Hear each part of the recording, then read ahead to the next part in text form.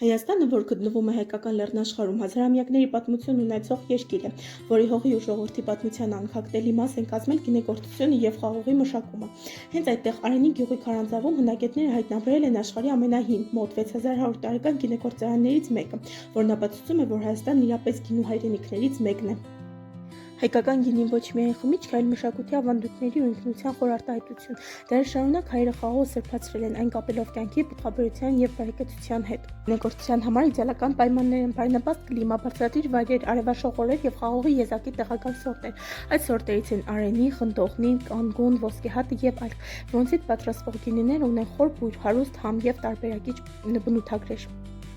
Գինին հայկական սեղանի մշտական ուղեկիցն է թե խնջույքներին, թե ընտանեկան հյուրընկալություններում։ Տարբեր մարզերում պահպանում են գինու պատրաստման հնագույն եղանակները, փոխանցվող սերունդեսերունդ, իսկ վերջին տարիներին Հայաստանը վերածվել է նաև գինեգործական տուրիզմի գրավիչ ուղղության։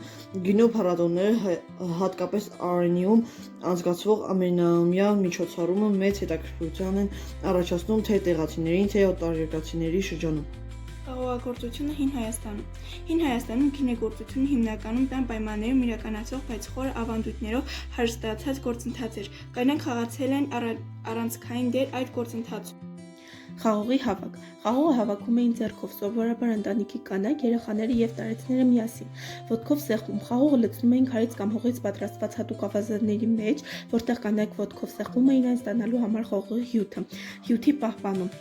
Ստացված հյութը լցվում էին կավե կճուճների, կարասների մեջ, այս կարասները հողում կիսամխրճված էին կայուն ջերմաստիճան ապահովելու համար։ Խմորում։ Բնական խմորումը սկսվում էր խաղողի կեղևի վրա առկա վայրի խմորասենկերի միջոցով։ Պահպանություն ու խնամք։ Կանայք վերահսկում էին խմորանման ընթացքը,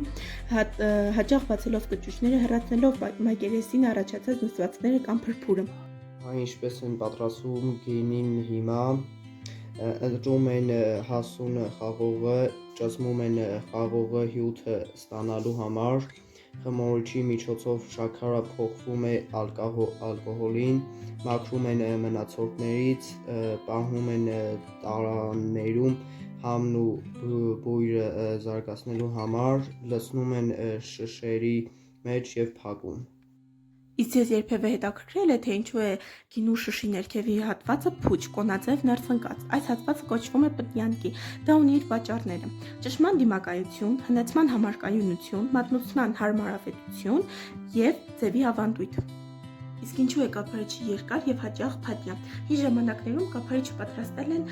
կաղնուց։ Օգտագործվում է, որովհետև այն թույլ է տալիս գինուն շնչել թթվածնի միկրոսկոպիկ ներթափանցման շնորհիվ։ Երկար խցանը երկար ժամանակ հնեցվող գինիների դեպքում կիրառվում է, քանի որ այն ապահովում է ավելի երկար կյանք և կայունություն։ Բնական խցաների ավանդույթը նաև գինու մշակույթի մի մասն է, թեև այսօր շատ գինիներ փակվում են մետաղյա կափարիչով։ Բարձրորակ և հնեցվող գինիներում դեռ նախընտրում են փաթյա խցյանը։